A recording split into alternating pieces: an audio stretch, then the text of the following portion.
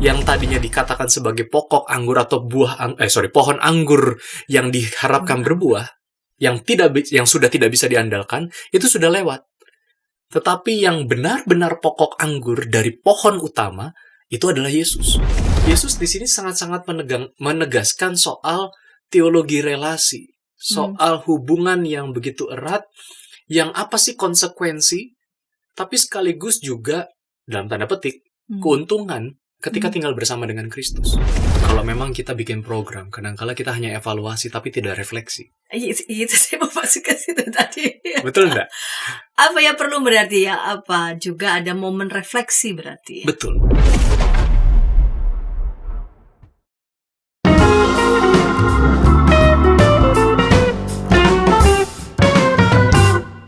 Sahabat EKB TV, sahabat Ngulik Alkitab, kita jumpa kembali dalam program Ngulik Alkitab. Program Ngulik Alkitab ini bersama-sama kita boleh lakukan, kita boleh selenggarakan sebagai media, sebagai sarana bagi kita membaca Alkitab dan tentu saja menggali setiap pesan yang berharga dalam setiap teks yang kita ulik dan menemukan relevansinya bagi kehidupan kita sehari-hari. Kita masih mengulik Injil Yohanes. Secara khusus Injil Yohanes yang akan kita ulik pada episode kali ini adalah Injil Yohanes 15 ayat 1 sampai 27. Injil Yohanes pasal 15 ayat 1 sampai 27.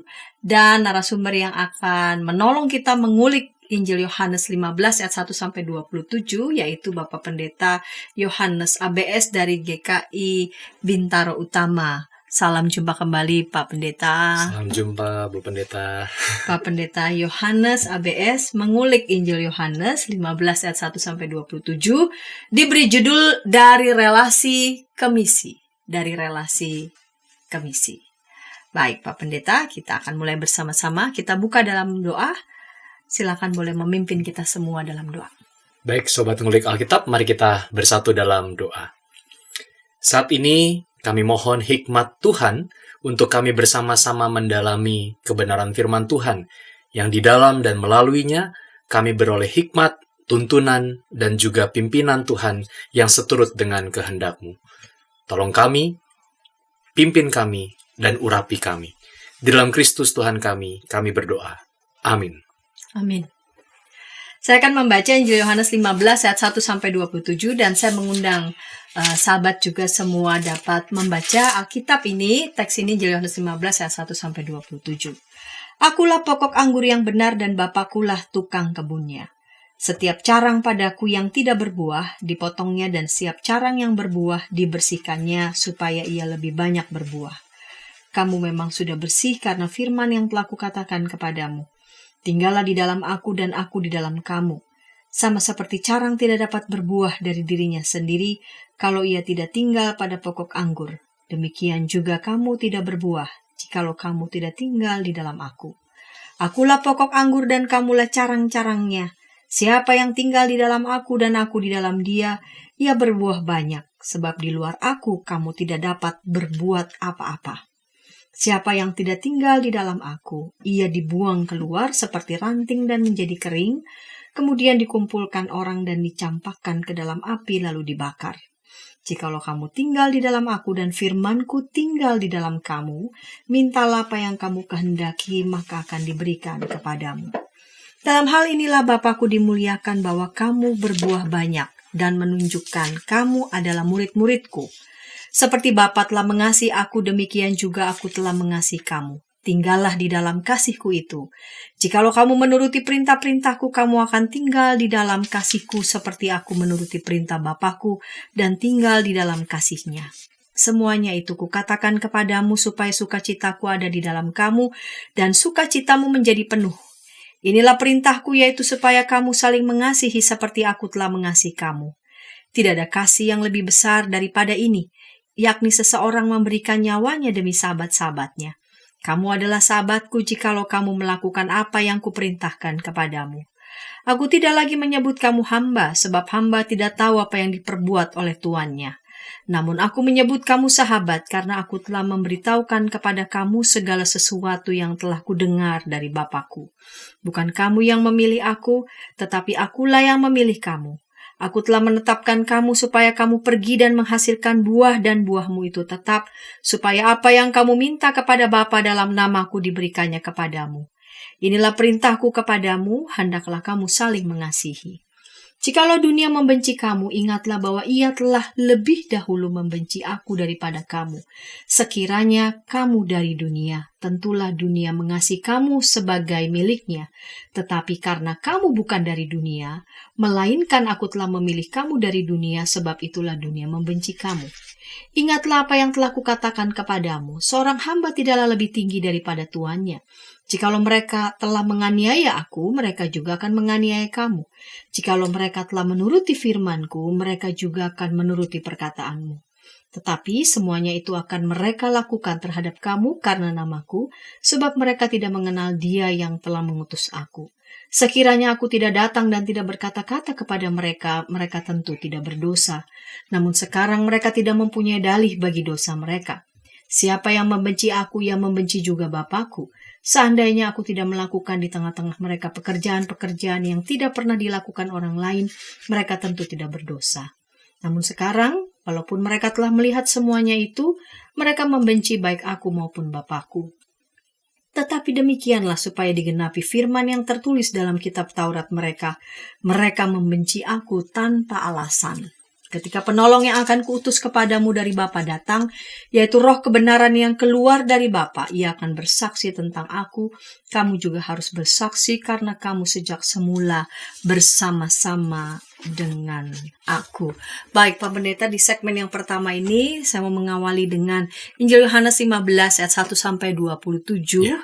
Ini di latar belakangi oleh suasana dan situasi yang seperti apa Pak Pendeta? Iya. Yohanes pasal 15 ini tuh berada dalam pusaran di mana saat Yesus sedang mempersiapkan para muridnya atau memberikan pesan-pesan penguatan, pesan-pesan terakhir kepada murid-muridnya sebelum ia ditangkap. Jadi kerangka besarnya di situ. Ya, dan dia mempersiapkan para muridnya itu ketika nanti tiba waktunya Yesus tidak lagi bersama dengan mereka. Baik itu dalam karya salib maupun juga karya kebangkitan dan kenaikan. Jadi itu sudah mulai dipersiapkan dari sekarang. Nah, salah satu bacaan yang menjadi pemersiap Yesus buat murid-muridnya adalah Yohanes pasal 15 ini. Ya. Tapi pesannya itu bukan pesan yang sekadar wasiat ya, begitu ya, atau sekadar daftar isi, daftar apa yang harus dilakukan saja, tetapi merupakan sebuah pesan terkait siapa dirinya. Ya. Bersama dengan Yesus dan di hadapan Yesus, dan itulah yang kemudian membuat para murid akhirnya tetap tinggal dan tetap bersama dengan Yesus. Disitulah kemudian Yesus memakai perumpamaan tentang pohon anggur yang digambarkan bahwa Yesus sebagai pokoknya, murid-murid sebagai cabang-cabangnya atau carang-carangnya itu. Ya. Gitu. Jadi dalam kerangka besar itu sebenarnya kalau kita mau lihat baca secara utuh. Iya. Jadi bukan sekadar kata-kata pesan-pesan terakhir, bukan ya. Itu yang mau betul. Disampaikan oleh Yesus. Dan yang mau disampaikan oleh Yesus diawali dengan akulah pokok anggur yang benar dan Bapa-Kulah tukang kebunnya. Betul. Ini kenapa anggur? Kenapa nggak pohon apa yang lain begitu? Kenapa? Cengkeh gitu. Iya. Cengkeh di Indonesia ya. Kenapa mengawali dengan mengatakan akulah pokok anggur yang benar dan Bapa-Kulah tukang kebunnya? Oke, sebenarnya simbolisasi pokok anggur yang Tuhan Yesus pakai itu bukanlah sesuatu yang jauh dari kehidupan kala itu. Pertama, dari sisi kehidupan sehari-hari. Bahwa kebun anggur merupakan bagian yang lekat dari kehidupan masyarakat kala itu. Mau dikatakan hampir sebagian besar mungkin terlalu lebay kali ya, tetapi mereka sangat tahu dan akrab serta punya pengalaman bercocok tanam pohon anggur. Ya, tentang bentuknya, tanamannya, bahkan sampai buahnya dan sampai pada mengolahnya. Gitu ya. Yang kedua, sebenarnya juga paling lekat dengan mereka adalah pohon anggur itu simbolisasi Israel. Pohon anggur itu merupakan simbolisasi Israel yang dalam beberapa ayat di Perjanjian Lama seperti di Yesaya pasal 5 itu digambarkan bahwa Israel ini pokok anggur yang gagal berbuah. Oh, Begitu. Ya. Nah, maka dari itulah ini setidaknya dua ya. Sebenarnya masih ada beberapa lain, tetapi yang langsung kenapa Yesus mengatakan menstate di awal, akulah pokok anggur. Jadi Yesus mau mengubah bahwa Israel yang tadinya dikatakan sebagai pokok anggur atau pohon anggur yang diharapkan berbuah, yang sudah tidak bisa diandalkan, itu sudah lewat. Tetapi yang benar-benar pokok anggur dari pohon utama itu adalah Yesus.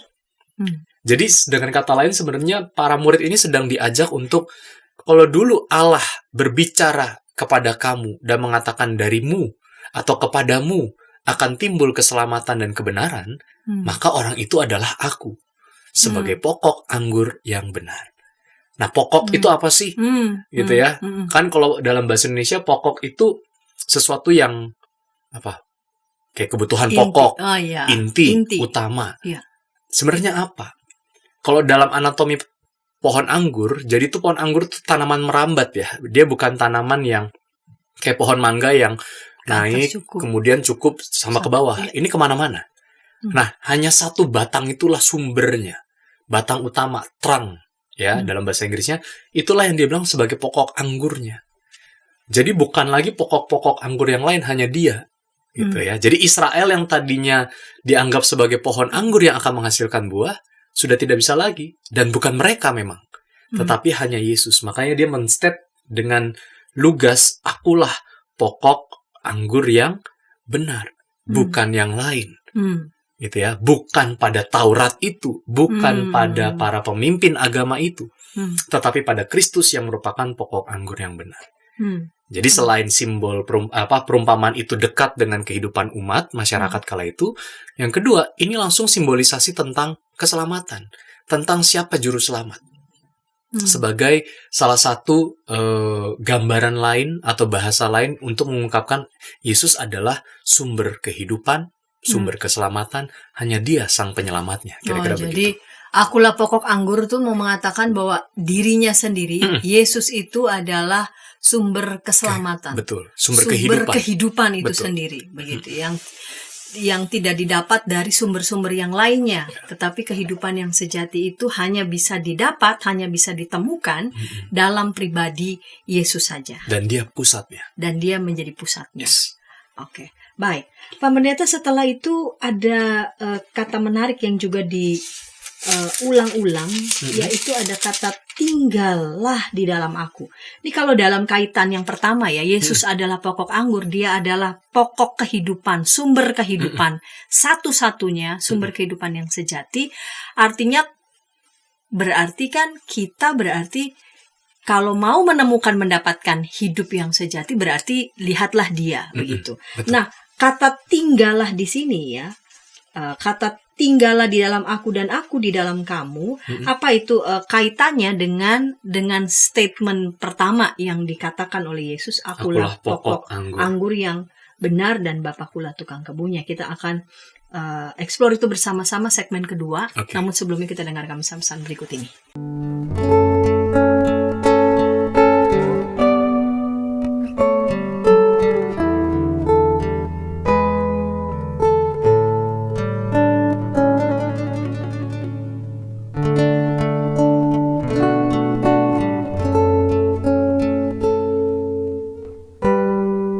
Para pimpinan gereja di sana-sini mengakui bahwa jangankan warganya atau para pendetanya, mereka sendiri juga tidak begitu tahu karena sesudah menerima dokumennya taruh di kantor sinode tidak ada upaya untuk sosialisasi. Jadi sama juga kayak masalah bioetika di Indonesia ya, apakah boleh begini, apakah boleh, tapi kita harus bertanya lebih dalam lagi sebagai orang Kristen, apa sikap etis dan apa keputusan etis yang merupakan refleksi daripada visi moral dari iman Kristen.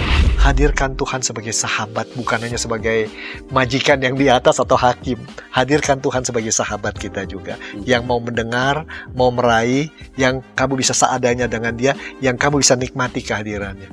Kalau gereja bisa lakukan itu, apapun alirannya, saya kira Gen Z akan merasa ini rumah. Ternyata masih banyak komunitas kita yang tanpa sadar budaya hierarkis di dunia itu dibawa masuk ke gereja. Bagaimana sikap majelis, sikap anggota jemaat terhadap sapam gereja, terhadap pekerja gereja, itu kita kadangkala tidak memperlakukannya sebagai sahabat, tapi ya pesuruh aja yang ya udahlah.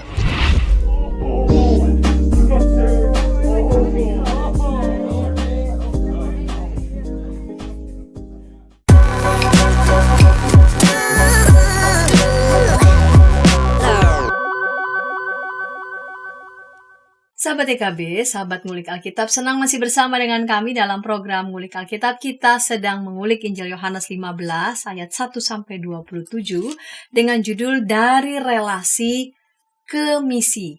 Dari Relasi ke Misi. Dengan narasumber Bapak Pendeta Yohanes ABS dari GKI Bintaro Utama. Kita memasuki segmen yang kedua ini.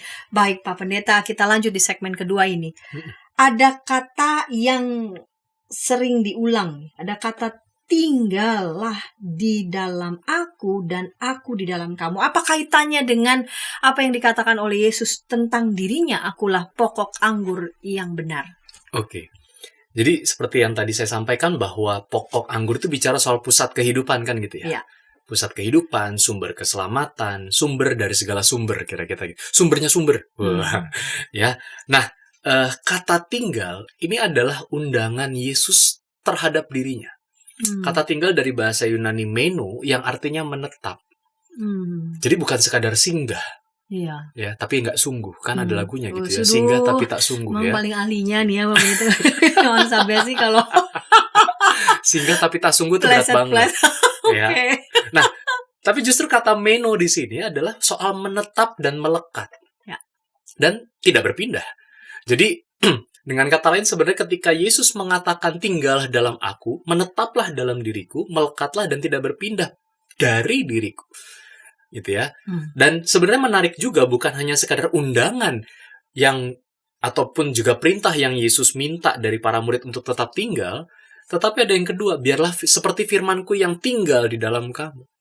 Karena apa yang disampaikan oleh Kristus juga menetap dalam dirimu. Itu di ayat 7. Gitu ya, jikalau kamu tinggal dalam aku dan firman-Ku tinggal di dalam kamu, mintalah apa yang kamu kehendaki maka akan diberikan kepadamu. Jikalau kamu tinggal di dalam aku dan firman-Ku tinggal di dalam kamu. Itu katanya sama yang dipakai. Gitu ya. Firman tinggal kan bingung.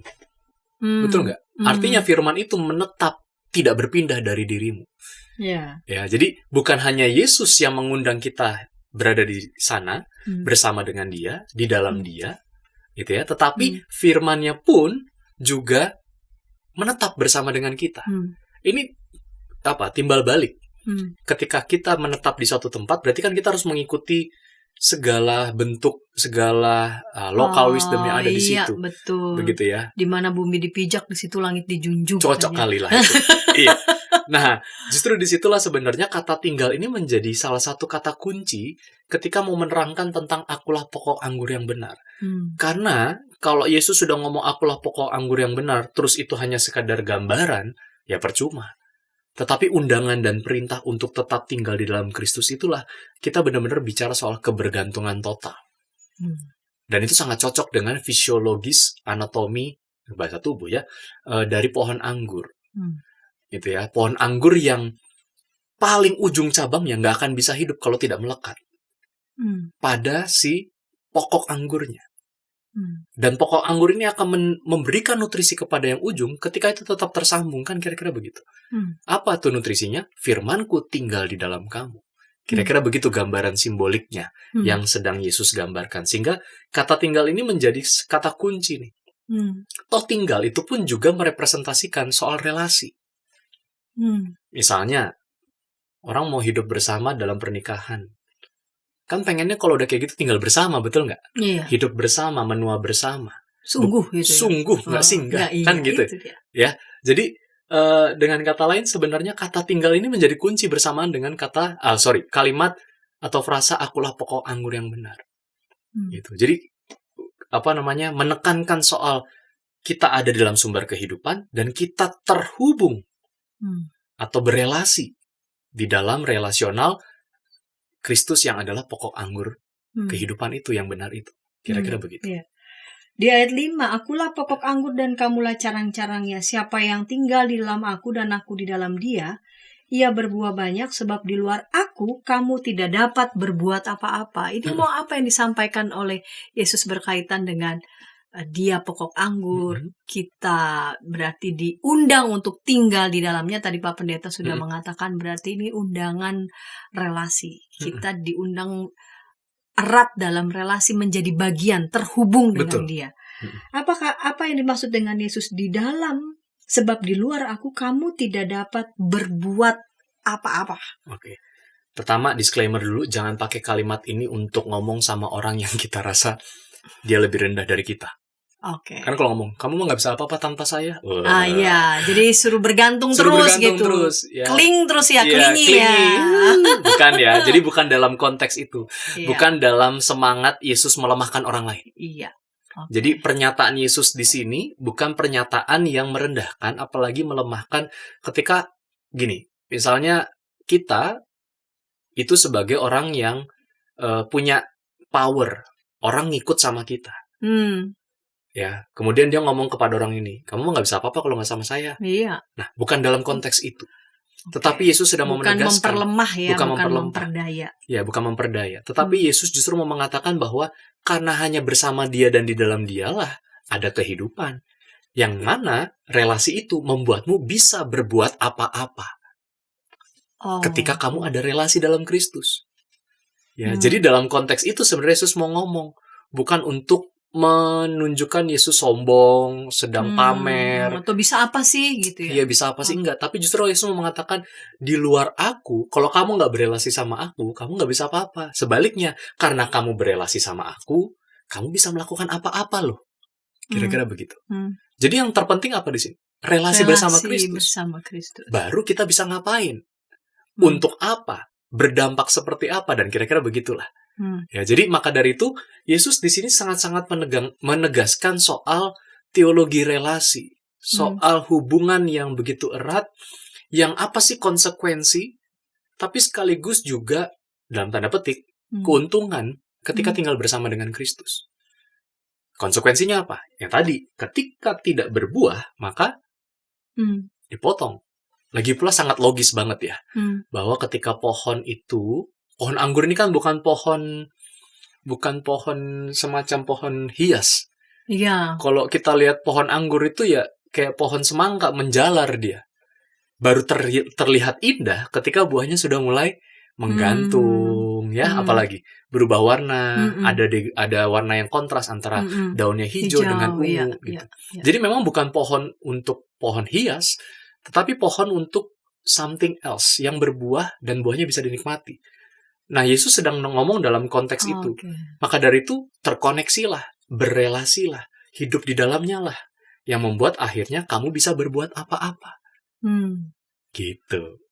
Ya, jadi dengan kata lain, sebenarnya Yesus mau ranting itu punya kehidupan berdasarkan dia, bukan kehidupannya sendiri-sendiri.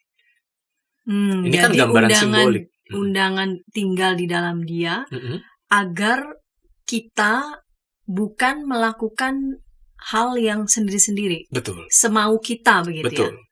Tetapi relasi ketika kita tinggal di dalam dia, terkoneksi di dalam dia, maka kita bisa melakukan sesuatu yang datangnya dari dia. Betul. Sumbernya dari dia. Betul. Dan bahkan mewartakan dia. Itu kan sebenarnya nanti di ayat-ayat berikutnya yang nanti kita akan dalami. Kira-kira begitu. Iya, oke. Siapa yang tidak tinggal di dalam aku, ia dibuang keluar seperti ranting dan menjadi kering. Kemudian dikumpulkan orang dan dicampakkan ke dalam api, lalu dibakar. Kita lihat lagi di ayat 2, ini agak mirip nih. Setiap carang padaku yang tidak berbuah, dipotongnya, dan setiap carang yang berbuah dibersihkannya, supaya ia lebih banyak berbuah. Ini apa kaitannya dengan undangan untuk kita tinggal di dalamnya bersama dengan pokok anggur? Iya. Yang pertama-tama, kalau ini dibaca, dilepaskan dari konteks, kita akan menemukan kayak sesuatu yang jahat banget gitu. nggak berfungsi dibuang, Hmm. nggak berperan Menghasilkan, dibuang, nggak menghasilkan Iya, dibuang, nggak produktif. Iya. Coba buang. habis manis sepah Dibuang. dibuang begitu ya. Seolah-olah kayak sedang menunjukkan bahwa kamu hanya dihitung berdasarkan fungsimu. Padahal bukan itu. Bukan soal itu. Kenapa? Karena memang dalam merawat tanaman pohon anggur itu supaya dia berbuah, maka si penanamnya atau si petani anggurnya itu, dia memang harus melakukan pilah-pilih terhadap carang yang tidak berbuah, yang justru mengganggu nutrisi itu. Jadi ketika para murid disampaikan ini, mereka tahu ini dalam rangka untuk berbuahnya. Gitu ya, dalam rangka keterhubungannya. Bukan dalam rangka ketidaksukaannya. Kadang-kala kan gitu ya. Kamu nggak fungsional, Iya. kick. Iya, saya nggak suka pokoknya. Aku nggak suka sama kamu, Tendang. kick. Gitu ya. Bukan itu.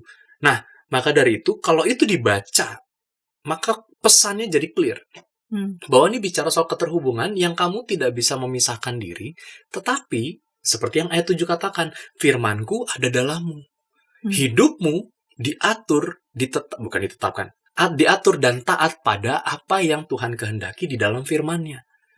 Seperti itu, kira-kira. Relasinya itu bukan relasi cuma sekadar nyari untung, tetapi relasi yang bertanggung jawab karena kita hidup bersama Kristus, yang mana Kristus itu punya value, ya, ataupun juga berita-berita kehidupan, kabar baik, keselamatan, pengampunan, yang itulah yang harus dihidupi oleh si carang-carangnya itu. Gitu kira-kira. Jadi jangan hidup sendiri seenaknya, sekenaknya, semaunya, kira-kira begitu. Supaya hidup kita berdampak dan hidup kita nggak jadi seenak-enaknya, maka tinggallah, menetaplah, terhubunglah dengan pokok anggur. Betul. Tadi ada yang menarik, pernyataan Pak Pendeta. Itu dilakukan oleh Yesus bukan sekedar agar kita udah terhubung aja, udah nyaman gitu. Tetapi agar kita keluar, mewartakan tadi ya, nutrisi-nutrisi itu tadi, nutrisi-nutrisi yang baik yang ada dalam pokok anggur itu, keselamatan, kehidupan yang sejati dan sebagainya. Maka setelah kita diundang untuk tinggal melekat terhubung, apa yang ingin atau konsekuensi apa atau dampak apa begitu ya bagi Yesus yang dapat kita lakukan begitu ketika kita tinggal menetap ada terhubung pada pokok anggur. Oke. Nah, lagi-lagi kata menetap, tinggal, dan terhubung itu juga bukan dalam konteks safety zone. Artinya kita punya safety nest nih. Safety nest itu apa? Tempat berlindung yang aman. That's it. Ngumpet sembunyi. Ngumpet. Ibaratnya kura-kura punya cangkangnya, selesai. Udah. Gitu ya. Nah, bukan seperti itu. Jadi, Sobat Ngulik Alkitab nanti coba perhatikan bacaannya secara detail begitu ya. Dan kita lihat walaupun ini terpisah perikop, tapi ini satu kesatuan. Begitu ya. Ketika Yesus mengatakan, firmanku tinggal di dalam kamu, lalu dia berbicara di ayat 9 sampai ayat yang ke-16, itu berbicara tentang relasional yang seperti apa, maka disitulah tersimpan buah apa yang ingin kira-kira si carang itu hasilkan. Yang pertama adalah bicara soal tinggal di dalam Kristus, ya, itu adalah membuahkan kasih. Dan Yesus memakai hubungan antara dia, Bapa, dan soal kasih Bapa terhadap dia. Dan mengubah relasi itu jadi lebih intim terhadap para muridnya. Aku mengasihi kamu. Gitu ya. Makanya ada perintah baru untuk saling mengasihi. Karena apa? Itulah value yang nanti akan dibuahkan dan akan ditelurkan oleh mereka sebagai carang-carangnya itu. Karena kamu sudah dikasihi, maka kamu akan mengasihi. Begitu. Nah, berarti ini kan bukan safety zone. Oh iya, saya di carang Kristus tuh merasa dikasihi. That's it. Itu safety zone. Tapi jangan lupa ada perintah yang kedua setelah kamu tinggal menetap bertumbuh, kamu mengasihi. Dan relasi itu pun juga menjadi berubah. Ini kan kalau bacaan ayat yang 13 ya atau 14, tidak ada kasih yang lebih besar seorang memberikan nyawanya demi sahabat-sahabatnya. Ini mungkin kan sesuatu yang akrab juga dalam telinga kita. Betul. Padahal itu dalam konteks besar, mau menghubungkan soal relasi. Bahwa Yesus dengan para muridnya, ini bukan cuma sekadar relasi hamba, tapi relasi yang hidup bersama sebagai sahabat, yang saling berkorban, dan itulah yang membuat mereka tetap terhubung. Berarti tidak dapat melakukan apa-apa tuh lebih pada ini ya, Betul. soal kasih ya, Soal kasih. berkorban ya. Iya, begitu. Jadi itulah yang sebenarnya sedang ditegaskan oleh Yesus. Maka menarik sekali nih, dari perumpamaan simbolik relasional, Yesus mengubah pelan-pelan kepada muridnya. Karena ini kan bicara soal Pola pesan-pesan relasi, ya, sebelum Yesus mati. dimuliakan, Betul ya? ya. Nah, jadi kembali soal relasional dipentingkan oleh Yesus supaya nanti apa yang menjadi misi kerajaan Allah itu tetap terjadi. Makanya memang fokusnya adalah relasi bersama Kristus dulu. Karena di situ kita tahu value-nya apa, buah yang ingin diperjuangkan seperti apa, dan itulah yang menjadi misinya. Dari relasional ke misi, bahkan jadi misional sifatnya. Begitu, ya. Nah, itulah kenapa di ayat berikutnya, ayat 9 sampai ayat 16, Yesus menegaskan tentang hubungan. Tidak ada lagi hamba, tetapi sahabat. Begitu ya, aku mengasihi kamu seperti Bapa mengasihi aku. Gitu ya. Jadi ini mau mengatakan inilah sesungguhnya tinggal di dalam Yesus. Iya. Ya, begitu. Karena kalau hamba kan ya itu tadi ya. Oh, kamu harus sama saya baru kamu bisa berdaya. Betul. Lepas dari saya bukan itu ya. Betul. Tetapi relasi yang justru dijadikan, diciptakan, yang dibangun oleh Yesus adalah menjadi relasi persahabatan. Betul. Tinggal di dalamnya, terhubung di dalamnya, justru menjadi sahabat-sahabatnya. Betul. Begitu. Baiklah. Dan menghasilkan buah tadi ya.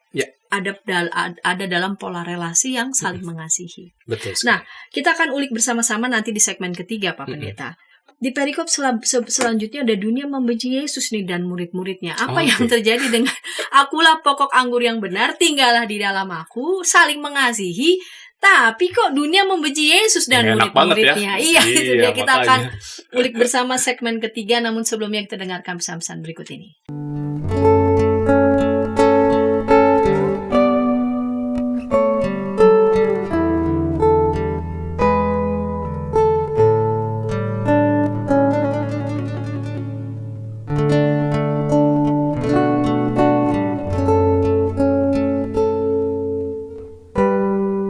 Para pimpinan gereja di sana-sini mengakui bahwa jangankan warganya atau para pendetanya, mereka sendiri juga tidak begitu tahu karena sesudah menerima dokumennya taruh di kantor sinode tidak ada upaya untuk sosialisasi. Jadi sama juga kayak masalah bioetika di Indonesia ya, apakah boleh begini, apakah boleh, tapi kita harus bertanya lebih dalam lagi sebagai orang Kristen, apa sikap etis dan apa keputusan etis yang merupakan refleksi daripada visi moral dari iman Kristen.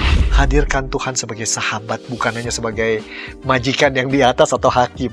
Hadirkan Tuhan sebagai sahabat kita juga, yang mau mendengar, mau meraih, yang kamu bisa seadanya dengan dia, yang kamu bisa nikmati kehadirannya.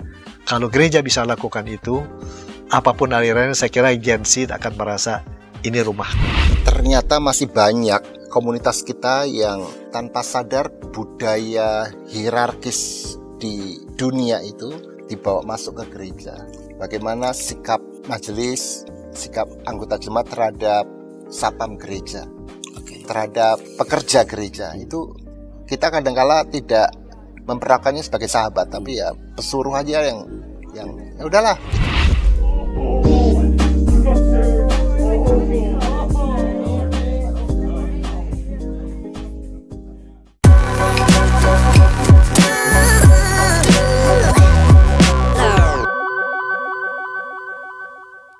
Sahabat YKB TV, sahabat Ngulik Alkitab, senang masih bersama dengan kami dalam program Ngulik Alkitab. Kita sedang mengulik Injil Yohanes 15 ayat 1-27 dengan judul Dari Relasi ke Misi, dengan narasumber Bapak Pendeta Yohanes ABS dari GKI Bintaro Utama. Kita memasuki segmen ketiga, segmen penutup. Mari Pak Pendeta, kita lanjut di segmen yang ketiga ini. Ya. Di perikop yang ketiga, dunia membenci Yesus dan murid-muridnya. Ini apa terjadi nih dengan pokok anggur mereka yang tinggal di dalamnya, terhubung di dalamnya. Betul. Dengan kamu terhubung di dalam Tuhan, kamu justru bisa melakukan hal-hal yang punya value, yaitu kasih. Karena Yesus sudah lebih dulu mengasihi kita, maka ketika kita tinggal di dalamnya, nutrisi kasih yang sumbernya dari Yesus ini, itu yang memampukan kita nih untuk bisa saling mengasihi. Ini apa yang terjadi nih dengan dunia membenci Yesus dan murid-muridnya? Apa nggak pada suka nih dengan hasil dengan yang Yesus kerjakan, kasih ini? Oke. Nah, inilah gambaran lain atau sisi lain dari perikop kita. Bahwa ketika bicara soal tinggal bersama Yesus, berbuah oleh karena Yesus, begitu ya, berbuah kasih, membuahkan kasih dengan segala macam yang tadi kita bicarakan, maka hal itu bukan ada di ruang kosong, tetapi dalam relasional bersama dengan yang lain. Ini kan para murid sedang dipersiapkan nih, gitu ya. Para murid berelasi pada Yesus. Dia keluar. Nah, ketika dia keluar, dia bersama dengan yang lain, itu kan ada relasi juga. Relasional juga terhadap yang lain, bersama yang lain. Nah, disinilah Yesus mau mengingatkan bahwa ketika pun kita berelasi pada Kristus, dalam konteks relasional kita yang lain, belum tentu yang lain bisa menerima itu. Nah, Yesus sedang mempersiapkan para murid kalau dunia atau orang lain itu tidak menerimamu sepenuhnya oleh karena relasimu dengan Kristus. Gitu ya. Nah, jadi para murid Pak Yesus mempersiapkan para murid tentang hal itu. Karena bersama Yesus sebelum kematian Yesus aja, mereka sudah mendapatkan penolakan. Iya. Dan sempat ada beberapa yang udah mikir-mikir untuk mundur. Betul. Ya, mundur pelan-pelan, kira-kira begitu. Ya.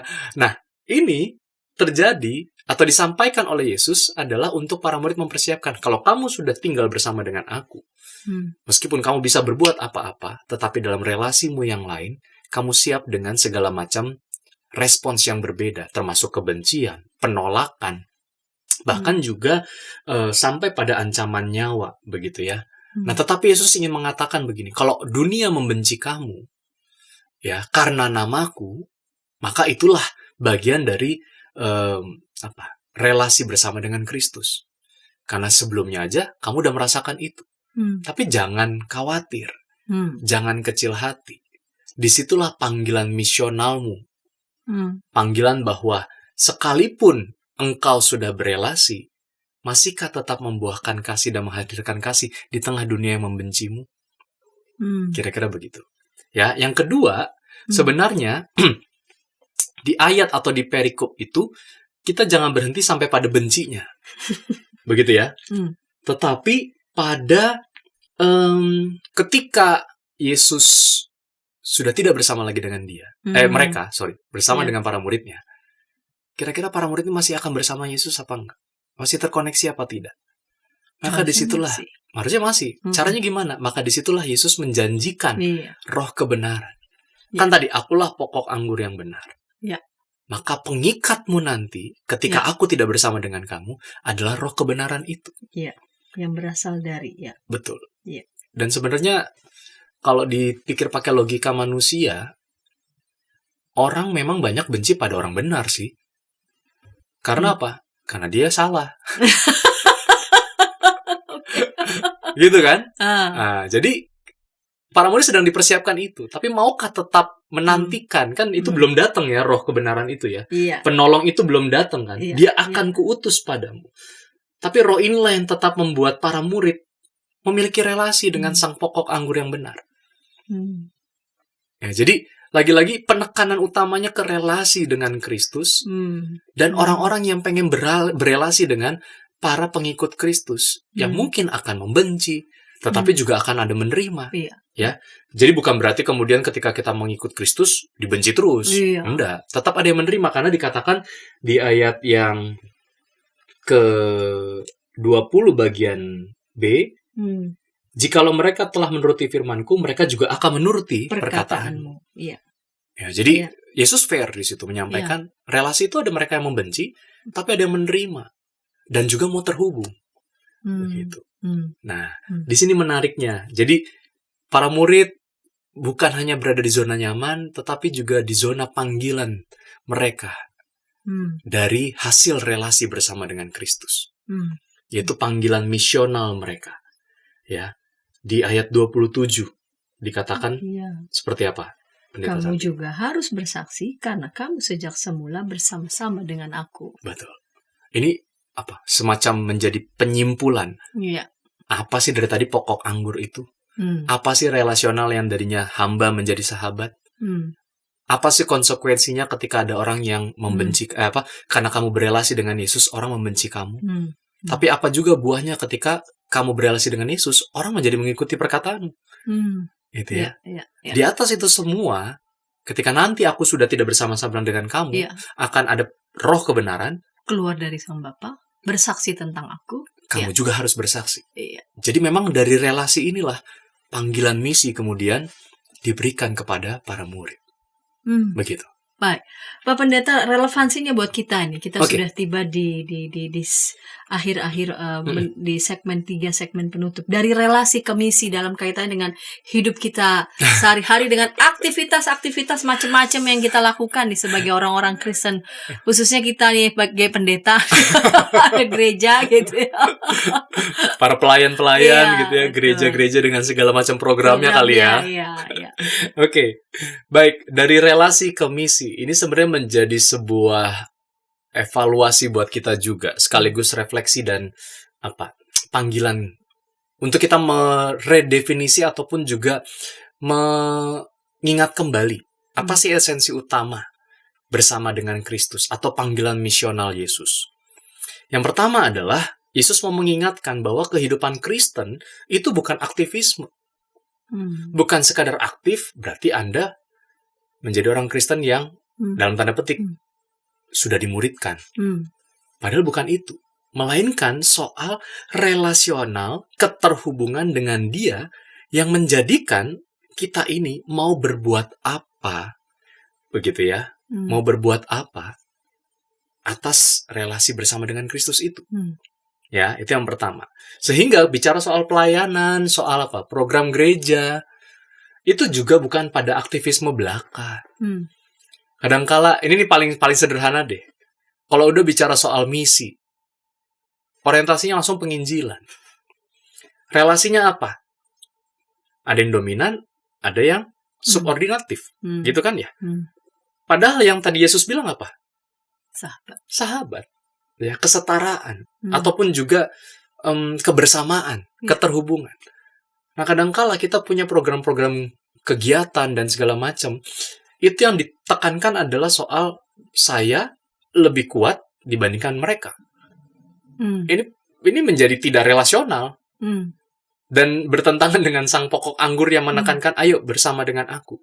Gitu ya. Sehingga Yohanes pasal 15 ayat 1 sampai 27 mau mengatakan bahwa dalam kehidupan panggilan bergereja, iman, kasih, relasi, itu nggak bisa dilepaskan dari panggilan misi. Misi itu bukan sekadar orang dimenangkan jiwanya. Iya. Tapi para jiwa itu menemukan sumbernya. Yes, betul. Itu menemukan sumber kehidupannya. Malah yang terjadi kan justru kadangkala sebaliknya. Gitu ya. Jiwanya nggak tahu itu dimenangkan atau benar, tapi jadinya nggak terhubung. Begitu. Nah, bukankah harusnya dibalik dulu nih? Relasinya dulu. Ya, relasi dengan segala macam ya tadi dinamika ditolak, diterima, bisa bertumbuh berbuah atau tidak, begitu ya. Tapi itulah yang kemudian ditekankan pada relasinya. Sehingga pelayanan itu bukan rutinitas jadinya. Program-program. Ya, bukan sekadar rutinitas. Bukan sekadar kita mau ngapain ya? Nggak kecapai. Gagal nih program. Jadi pusatnya jadi program. Oke. Bukan pada kita mau menghadirkan keterhubungan atau relasi seperti apa sih dalam kehidupan bermasyarakat dengan gereja. Gitu ya. Walaupun sebenarnya program aksi sosial, bakti sosial itu nggak salah. Tapi fokusnya pada relasional yang saling terbangun dan merasakan buah. Jadi kasih itu benar-benar dirasakan. Bukan cuma sekadar, gerejamu diakonianya apa aja? Wah, kunjungan ke panti dan segala macam. Terus ngapain? Foto selesai. Oke. Kapan? Ya kalau nggak Paskah, Natal. Nah, itu bisa jadi hanya rutinitas, tapi tidak relasional, gitu ya. Lalu, apa aja sih pentingnya ini? Gitu ya. Yohanes 15 ini tuh, kalau kita mau lihat lebih dalam lagi, apa sih? Gitu ya. Bagi gereja ini pengingat nih, bahwa bersaksi kadangkala bukan menjadi panggilan untuk populer, melainkan soal tetap setia. Ya, karena tadi begitu nggak tercapai, kadangkala udah mulai tuh. Cari program lain aja. Atau yang kedua, Program tetangga apa sih? ATM ya. Oh, iya. Amati, tiru, menang. Ya, jadi sebenarnya Yesus sedang mau mengatakan begini, kan tadi dikatakan kamu juga harus bersaksi karena sejak semula bersama-sama dengan aku. Gitu ya. Kadangkala program-program kita itu bisa jadi kehilangan value Kristianinya. Berubah asas kebermanfaatannya, tujuan utamanya, ya, nilai apa yang ingin kita sampaikan. Sehingga orang di luar yang mendapatkan itu bukan mendapatkan relasi kasih, tapi cuma terima kasih. Ya terima doang dia. Iya. Tidak ada relasinya. Apakah yang mengerjakan program itu berubah nggak? Betul. Mendapatkan sesuatu nggak? Nah, itu juga dalam bisa jadi kehidupan dirinya. relasinya dirinya Betul. bersama dengan Betul. Tuhan itu ya. Makanya kadangkala saya suka berpikir begini ya. Kalau memang kita bikin program, kadangkala kita hanya evaluasi tapi tidak refleksi. Itu saya mau masuk ke situ tadi. Betul nggak? Apa ya perlu berarti ya? Apa juga ada momen refleksi berarti ya? Betul. Kira-kira aku pun belajar apa dari relasiku, pelayananku, keikutsertaanku, keterhubunganku dalam kegiatan-kegiatan gerejawi, dalam program-program gerejawi. Jadi lebih seperti itu, sehingga kita benar-benar bertanya tentang diriku di hadapan Tuhan, bahkan akhirnya jadi diri komunal kan begitu. Betul. Karena anggur itu buah anggur itu nggak cuma satu maklung gitu, tapi dia bergerumbul. Artinya apa? Komunal, bukan personal saja, tapi bersama-sama. Ya, jadi dengan kata lain, mungkin sebelum kita melakukan misi gerejawi, jangan-jangan kita perlu mereorientasi lagi relasi gerejawi kita seperti apa. Gitu ya.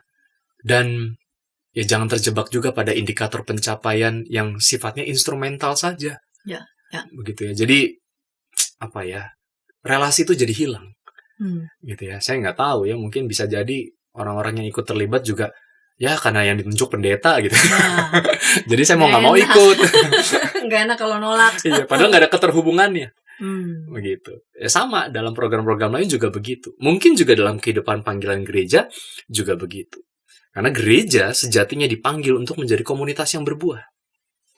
Bukan cuman sekadar berhasil, ya. Oh, program ini berhasil.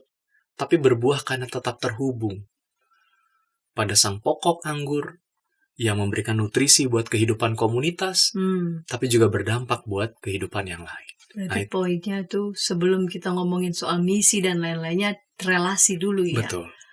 Supaya kita bisa berbuat apa-apa. Betul. Ya.